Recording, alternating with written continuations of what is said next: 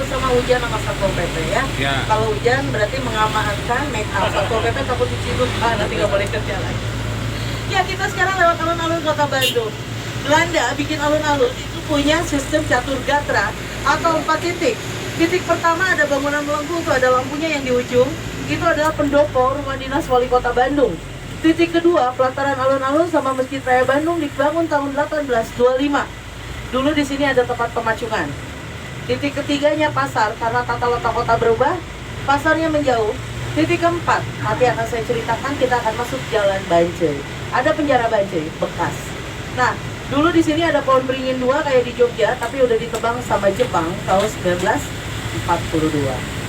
Nah, sekarang kita masuk Jalan Bancai ya. Di Jalan Bancai ini, salah satunya juga ada bangunan bekas istal kuda. Ya, jadi kan dulu kalau Belanda jalan-jalan simpen kudanya di salah satu istal kuda. Nah, bangunan bekas istal kudanya masih ada di bagian belakang Bank Mandiri. Ini jadi Bank Mandiri sekarang. Nah ini, yang ketutup sama pintu kayu. Kalau dulu kandang kuda, sekarang kandang kijang ya. Kijang Innova. Ya, di sini juga ada situs penjara yang bersejarah. Penjara Bancai yang dibangun tahun 1877. Penjaranya sudah berpindah ke Jalan Soekarno-Hatta karena kan sekarang nggak boleh ada penjara di dalam kota. Tapi masih ada satu sel yang disisakan.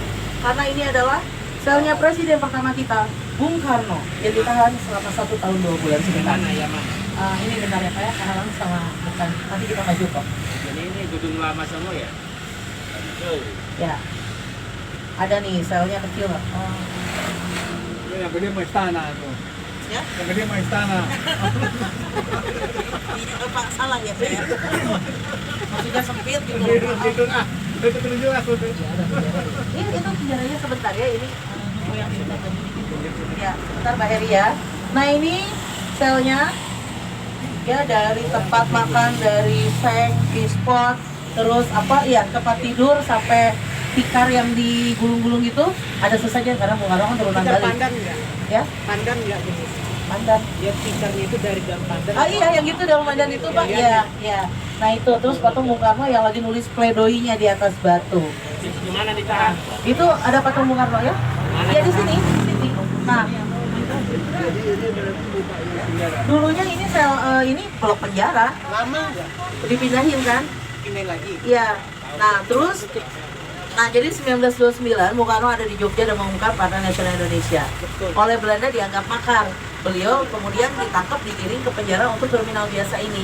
Nanti beliau akan diadili tanpa didampingi pengacara.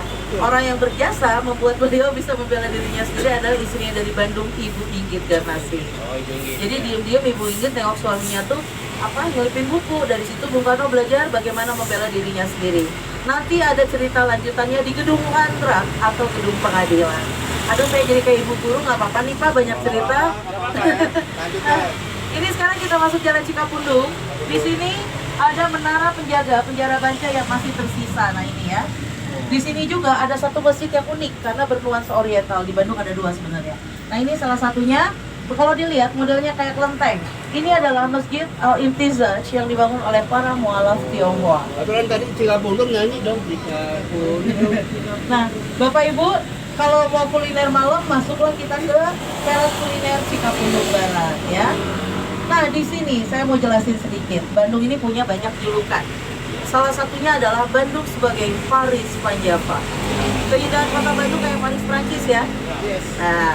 Nah, ini tepatnya ada di jalanan yang akan kita masuki sekarang. Akan belok ke kanan saya, kita akan masuk Jalan Braga.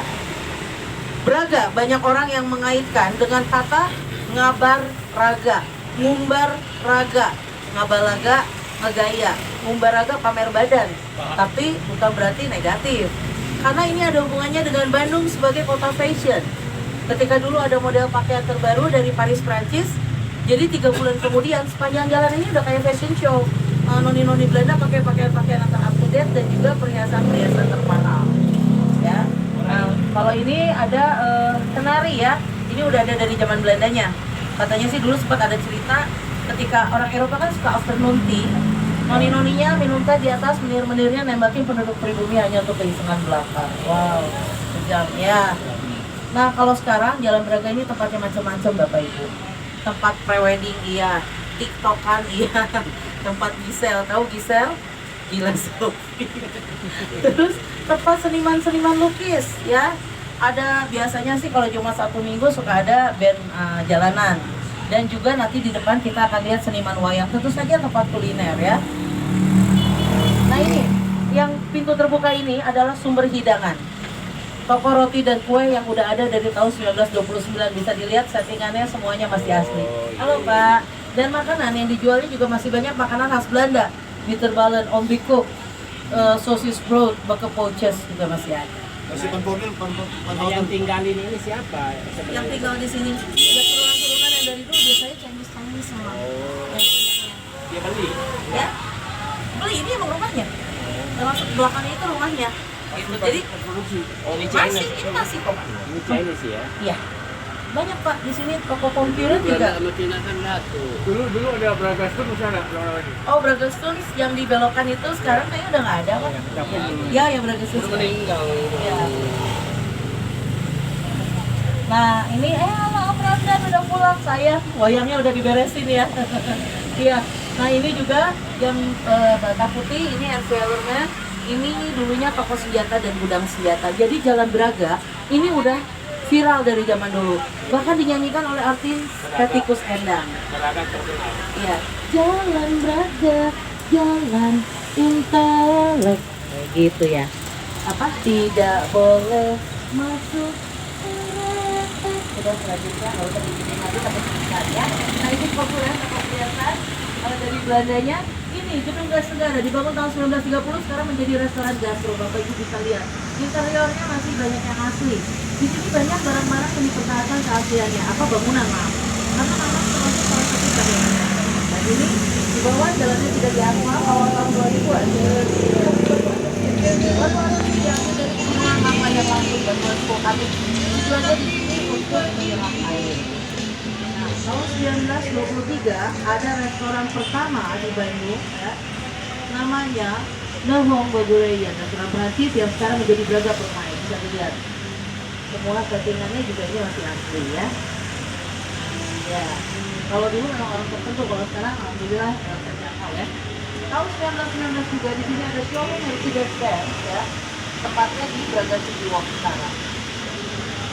Ada keterangannya memang di situ ada batu yang ditulis ya, marmer yang ditulis cerita kalau di situ adalah showroom Mercedes-Benz. Nah, Bapak Ibu, kalau nggak ada COVID kita sering banyak lihat orang-orang bule memangnya dari Eropa. Mereka selain memang pengen tahu karena juga cerita dari kakek neneknya, buyutnya bagaimana tentang Bandung dulu ya, di Jalan Braga ini terkenal. Nah, bola-bola batu ini Pak, ini batu andesit juga. Tadinya kalau di Asia Afrika itu berlukisan nama-nama negara yang ikut berpartisipasi dalam peringatan Kongres Asia Afrika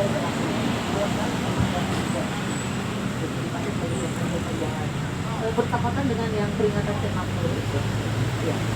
Nah, kalau di sini orang suka mempelajarkan ini adalah salah satu wilayah puskesmas, pusat kesenangan anak ya. Karena ini berarti juga salah di timur.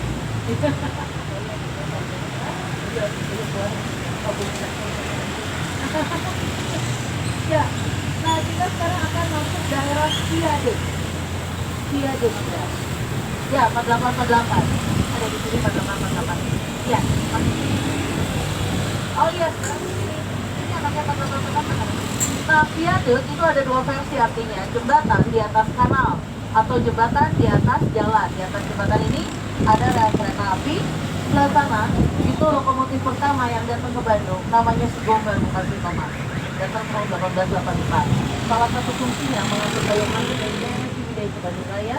Karena ada kecelakaan kereta, akhirnya jalurnya sampai sekarang dimatikan. Mungkin Bapak Ibu kurang Ciwidey ya. Kan ada jalur kereta api itu yang nggak pernah dipakai. Nah itu. Nah sekarang menyambungi ceritanya Bung Karno. Bung Karno akhirnya diadili di gedung Landrat atau pengadilan. Namanya sekarang Indonesia Menggugat Museum. Nama Indonesia Menggugat berdasarkan judul gugatan balik Bung Karno terhadap pemerintah Belanda yang dibacakan selama 8 jam. Berita Bung Karno diadili tanpa didampingi pengacara itu sampai ke dunia internasional dan Belanda dianggap tidak fair. Akhirnya Bung Karno yang tadinya difonis 4 tahun penjara menjadi 1 tahun 10 bulan dan dipindahkan ke penjara suka miskin atas permintaan beliau. Jadi sebenarnya ada diadili dia 8 bulan kan ditambah 4 bulan lagi karena kontroversi mengenai hukuman beliau. 4 bulan, 1 tahun 2 bulan di sana. Nah ini kantornya Wali Kota Bandung, Mangyana Mulyana. Dulunya disebut kebun raja, di tengah-tengahnya ada patung Dewi Sartika, pahlawan emansipasi wanita dari Jawa Barat. Di seberang jalan ini, sebelah sananya ada Paul Kagus Bandung. Itu dulu adalah sekolah untuk anak bangsawan namanya Sungko. Jadi mereka dikira sekolah di sini. Di sini juga dulu ada gudang penyimpanan kopi dan teh namanya Gedung Papak, Pemetahan. Milik pengusaha Belanda namanya Andres de Wilde. Beliau datang ke sini sebagai dokter bedah tentara Belanda. Kemudian menekuni bidang bisnis kopi dan teh. Orang Belanda yang punya bisnis kopi, teh, sama rempah-rempah itu dapat di kaya raya. Kenapa? Karena pada saat itu adalah benda-benda yang langka kan di Eropanya. Kayak teh, bibitnya diambil dari China pada abad 18. Kopi dulu ditanam di Eropa, tapi rasanya nggak enak. Ketika ditanam karena jajahannya kita daerah tropis, rasanya lebih baik. Dan juga rempah-rempah tumbuh di daerah apa namanya tropis. Nah, si Andres de Wilde ini saking kayanya, dia kaya banget. Kalau kata orang Sunda, rumahnya pak-pak, maksudnya ada di mana-mana. Nah, salah satu rumahnya nggak jauh dari gudang penyimpanannya yang sekarang menjadi rumah dinas Bapak saya. Nanti saya sebutin ya, sebentar lagi. Ada di depan. Itu Bapak Ibu saya sebutin. Ya, Andres de Wilde namanya. Dia orang Belanda.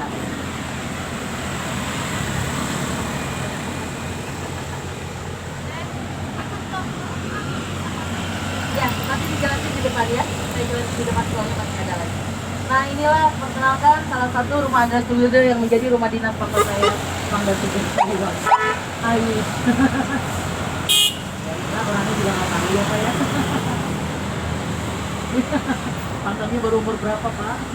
Ya, Bapak Ibu, Bandung sebelum seluas sekarang memang dulu skalanya kecil ya. Kalau kita masuk 300.000 jiwa aja. Tapi Andres de Wilde sudah punya sepertiga tanah di Bandung, sampai ke Babakan kalau ke Garut, sampai ke Tasik kayaknya. Nah sekarang kita beralih, ada tadi nanya Tugu, mitra kota atau sister city. Nah di belakang ada satu, di situ ada satu, dan di belakangnya lagi ada ya, jadi ada 3. Mitra kota atau sister city itu adalah kota-kota di berbagai negara yang mempunyai aspek yang sama dengan kota Bandung. Nah ini, dalam bidang pendidikan, kebudayaan, pariwisata, dan perdagangan. Mungkin Bapak Ibu ada yang ingat, tahun 2015 silam, Bandung mengalami peristiwa yang mendunia ketika adanya peringatan konferensi Asia Afrika yang ke-60. Di situ Ridwan Kamil mengundang para wali kota dari berbagai negara untuk mengadakan program kerjasama yang diadakan di gedung UPI. Sama Vietnam punya program kebencanaan dari kita, Miuzhou China dalam bidang perdagangan, dan Brunswick Jerman dalam bidang